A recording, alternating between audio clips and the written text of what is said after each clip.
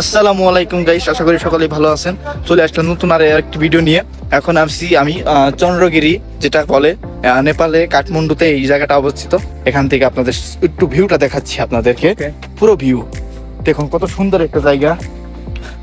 আমরা 2600 মিটার উপরে আছি, 2650 মিটারের মতো উপরে আছি এই জায়গাটা। দেখুন আমরা কত উপরে অবস্থান করছি, মেঘ মেঘ দেখা যাচ্ছে, শুধু মেঘ আর মেঘ। তো গাইস, এখন আমি আপনাদেরকে দেখাবো যে আমরা কিভাবে এই চন্দ্রগিরি এই পাহাড়ের উপরে আসলাম এত উপরে। এখন আমরা আছি এই কেবল কারে। এই কেবল কারে উঠেই আমরা চন্দ্রগিরি পাহাড়ের উপরে চলে যাব। দেখুন উপর থেকে কত সুন্দর। আর কেবল কারটি ছেড়ে দিয়েছে ইতিমধ্যেই, আপনারা দেখতেই পাচ্ছেন। আমরা উপরের দিকে উঠতেছি। আর এই কেবল কারে উঠতে অবশ্যই আপনাকে টিকিট কেটে আসতে হবে। আর এক একটা টুরিস্ট টিকিটের দাম 1350 টাকা করে নিয়ে থাকবে আপনাদের কাছ থেকে। আর যারা নেপালিয়ান আছে তাদেরকে 800 টাকায় টিকিট পেয়ে যাবেন। এখানে লেখা আছে চন্দ্রগিরি পাহাড়টি 2551 মিটার উপরে, এটি রাইটিং করা আছে এইখানে।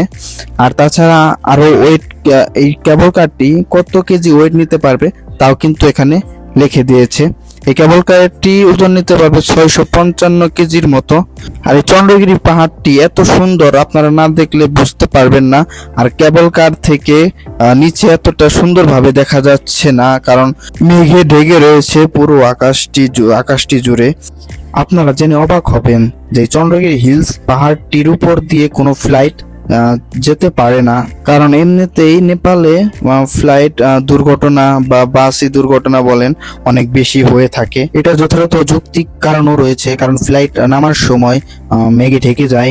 তাছাড়া পাইলট ভালোভাবে রুট দেখতে পারে না, এই কারণেই ফ্লাইট অনেক সমস্যা হয় বা দুর্ঘটনা হয়ে থাকে এই নেপালে সবচেয়ে বেশি। আপনারা নিচে দেখতে পাচ্ছেন কয়েকটি রিসোর্ট। এই রিসোর্ট গুলো হচ্ছে শুধু ভিআইপিদের জন্য। আর কথা বলতে বলতে চলে আসলাম চন্দ্রগিরি পাহাড়টির উপরে। এখন আমরা কেবল কার থেকে নেমে আমরা সোজা চলে যাব সামনের দিকে। এসে পড়েছি আমরা চন্দ্রগিরি হিলস পাহাড়টির উপরে। আর এখান থেকে আপনাদেরকে আমি দেখাই যে এখানে ভিউটা কত সুন্দর আসে। গাইস দেখুন, আমরা যে জায়গাটায় আছি এইখানে ফ্লাইট যেগুলো যাচ্ছে এগুলো ওই পাহাড়ের নিচে যাচ্ছে, উপরের দিকে যেতে পারছে না। তাহলে বুঝতেই পারছেন যে এটা কত উঁচু উঁচু পাহাড় এটা।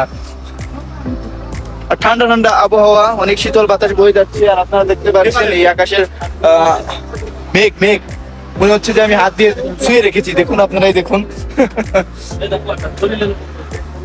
শীতের দিনের একটা ফিল হচ্ছে। পুরোই কুয়াশা, এখানে পুরো একদম ঢেকে রেখেছে।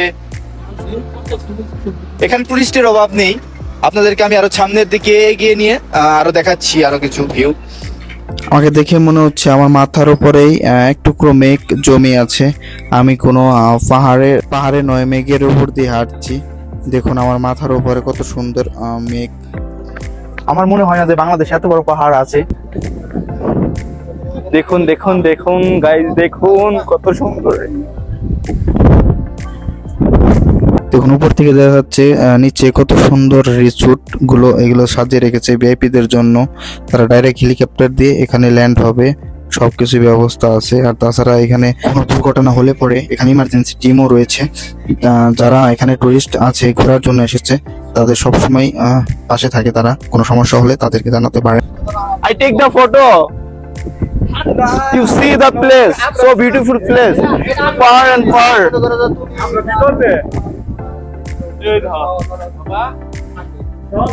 Guys, এখন আমরা আরো উপরের দিকে যাব। দেখুন চন্দ্রগিরি কত সুন্দর একটি জায়গা, আর না আসলে সেটা আপনারা বুঝতে পারবেন না। এখানে হাজার হাজার টুরিস্ট আনাগোনা লেগেই থাকে।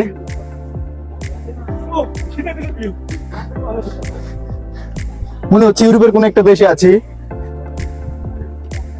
মামা, তোমার কিরকম ফিল হচ্ছে? সেরকম না আসলে বোঝানো যাবে না।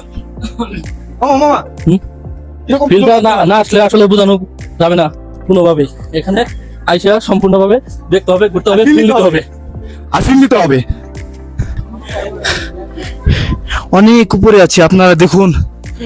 এটাই নেপাল কাঠমান্ডু যে সিটিটা আছে, এই সিটিটার সবচেয়ে বেস্ট আর উঁচু স্থান হচ্ছে এই জায়গাটি।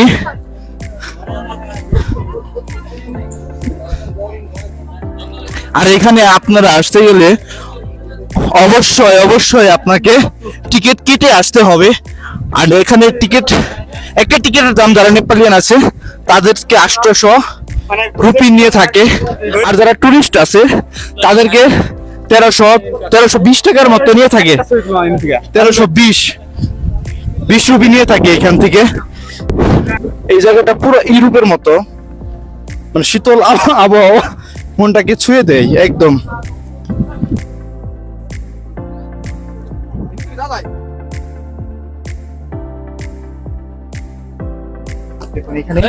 তালা ঝুলিয়ে রেখেছে,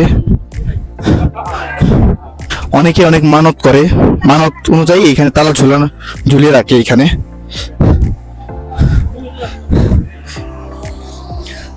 আর চাবি এই নিচেই ফালিয়ে দেয়। চলুন এখন আমরা আরো উপরের দিকে যাব।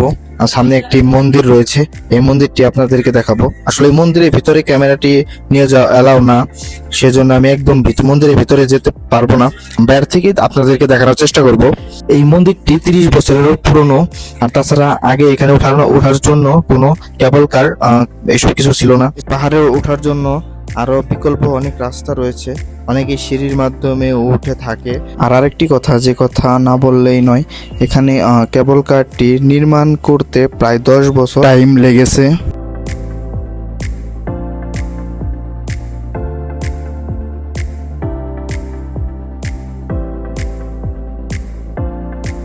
এখানে আপনারা একটা স্ট্যাচু দেখতে পাচ্ছেন, এটা হলো নেপালের রাজা ছিলেন। এই সম্বন্ধে আমি তেমন কিছু জানি না, কিন্তু এখানে ইন্টারভিউ নিয়ে আমি কিছু জানার চেষ্টা করব।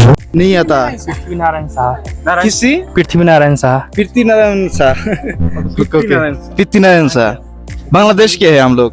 नेपाल के राजा राजा है। इनने नेपाल को पूरा इंटीग्रेट करा है, इंटीग्रेट किया, क्योंकि नेपाल पहले बहुत 24-26 स्टेट थे, इन्होंने एक ही स्टेट बना दिया उत्तराखंड। तब इनका नाम यूनाइटेड किंग पड़ता है, यूनाइटेड किंग, नेपाल यूनाइटेड दिया ना इन्होंने तब।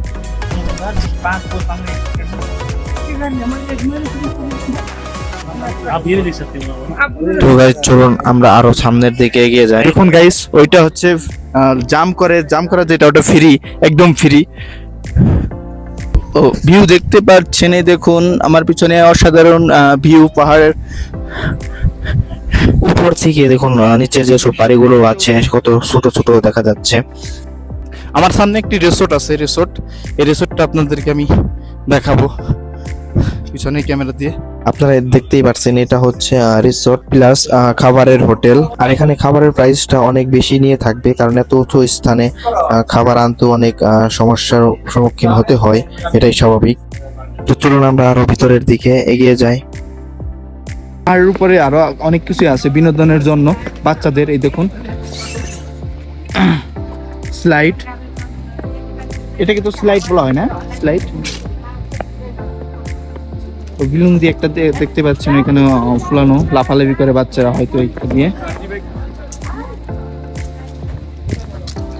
এখন যে রাস্তাটি আপনারা দেখতে পাচ্ছেন, এই রাস্তা দিয়ে হচ্ছে এই পাহাড়ে ওঠা যায় গাড়ি নিয়ে, কিন্তু এখানে গাড়ি নিয়ে আসতে গেলে অনেক টাইমের ব্যাপার। আর এই চন্দ্রগিরিতে আসলে পরে অবশ্যই আপনি যদি গাড়িতে আসেন তাহলে অন্যরকম একটা এক্সপিরিয়েন্স আপনারা পাবেন। আশেপাশে অনেক সুন্দর সুন্দর জায়গাগুলো আপনারা ভালোভাবে দেখতে পারবেন। বন্ধুরা, আশা করি ভিডিওটি সকলের কাছেই ভালো লেগেছে। আর নেক্সট ভিডিওর জন্য অবশ্যই আমাকে ফলো দিয়ে রাখবেন। ধন্যবাদ সকলকে।